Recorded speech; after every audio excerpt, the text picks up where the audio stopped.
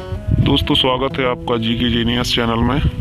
आज हम पास्ट के जो दूसरा रूप होता है कंटिन्यूअस टेंस, तो पास्ट कंटिन्यूअस टेंस को पढ़ेंगे, जिसका हिंदी अर्थ होता है निरंतर भूतकाल। तो जो पास्ट कंटिन्यूअस टेंस की क्रियाओं से हमको यह पता चलता है कि कोई भूतकाल यानी पास्ट में कोई कार्य हो रहा था, हो रहा है नहीं, हो रहा था यानी जारी है, अर्थात कंटिन्यूअस था, कंटिन्यू था। तो जैसे कि इसका एक एग्जाम्पल है, मैं तुम्हारे यहाँ आ रहा था। मतलब इसमें यह बताया जा रहा है कि मैं आ रहा था, आ रहा हूँ नहीं, आ रहा था। तो मैं तुम्हारे यहाँ आ रहा था, तो I was coming to you. अब बात करेंगे हम इसके जो तीन रूप होते हैं, एफर्मेटिव, इंट्रोगेटिव और नेगेटिव वाक्य। तो सबसे पहले हम बात करेंगे एफर्मेटिव सेंटेंस के बारे में। तो इसकी जो आइडेंटिफिकेशन यानी कि पहचान है, जब वाक्य के अंत में रहा था, रहे थे और रही थी आदि शब्द आते हैं, तब वह वाक्य पास्ट कंटिन्यूअस टेंस का होता है। ध्यान रखना कि इसमें आ रहे नहीं, आ रहे थे यानी कि रहे थे, और रहा था, रही थी, तब यह वाक्य पास्ट कंटिन्यूअस टेंस का होता है। अब इसकी बात करते हैं हम, इसकी जो हेल्पिंग वर्ब है अर्थात सहायक क्रिया है। तो इसमें जो एक वचनकर्ता के साथ बाज का प्रयोग करते हैं और बहुवचनकर्ता के साथ हम वेयर का प्रयोग करते हैं। जैसे कि राम एक वचन है तो उसमें बाज का प्रयोग करेंगे सहायक क्रिया के रूप में, और जैसे कि हम, बे और आई के साथ में हम वेयर का प्रयोग करते हैं। अब बात करते हैं हम इसकी मेन वर्ब की, मुख्य क्रिया की। तो इसमें प्रथम रूप और फर्स्ट अर्थात फर्स्ट प्लस आईएनजी, प्रथम रूप और आईएनजी का प्रयोग करते हैं।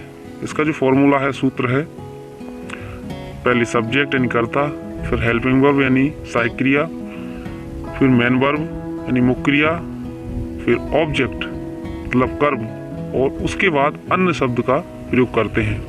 अब बात करते हैं हम इसके एग्जाम्पल की।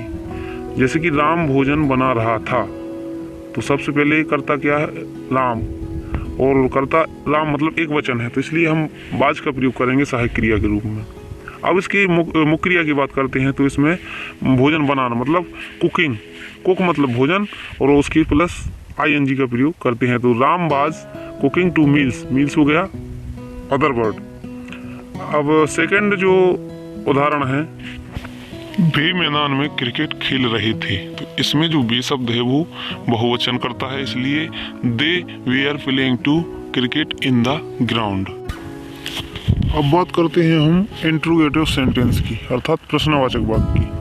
इसकी जो हेल्पिंग वर्ब रहेगी, सहायक क्रिया रहेगी, वो सेम रहेगी, और मेन क्रिया भी सेम रहेगी। और इसका जो फॉर्मूला है, पहले हेल्पिंग वर्ब, फिर सब्जेक्ट, फिर मेन वर्ब, फिर ऑब्जेक्ट, फिर अदर वर्ड। एग्जाम्पल है इसके, क्या रमेश पुस्तक पढ़ रहा था? तो सबसे पहले सहायक क्रिया एक वचन के कर्ता के साथ बाज आएगी, फिर रमेश, फिर रीडिंग जो मुख्य क्रिया है, फिर उसके बाद कर्म आएगा तो आ बुक। तो रमेश बाज रमेश रीडिंग आ बुक। सेकेंड एग्जाम्पल है, क्या हम गाना गा रहे थे?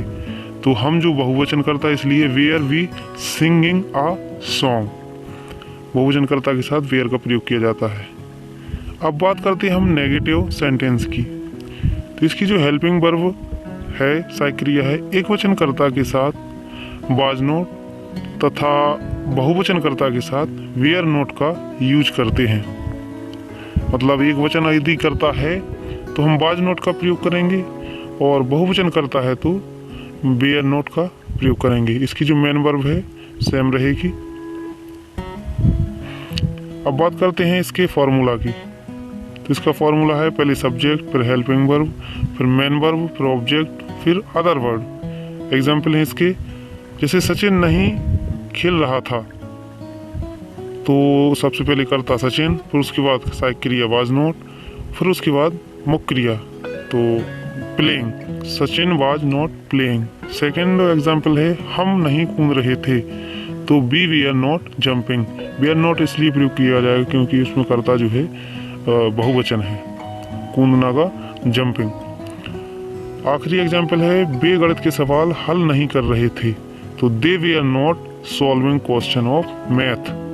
दे बहुवचन करता है, इसलिए वेयर नॉट का प्रयोग करेंगे। अब यदि वाक्य प्रश्नवाचक भी है और नकारात्मक भी है तो हम क्या करेंगे कि जैसे कि क्या आज वर्षा नहीं हो रही है, तो was it not raining today, इसमें करता नहीं इसलिए इट का प्रयोग करेंगे। तो पहले सहायक क्रिया, फिर कर्ता, फिर मुख्य क्रिया, फिर उसके बाद कर्म।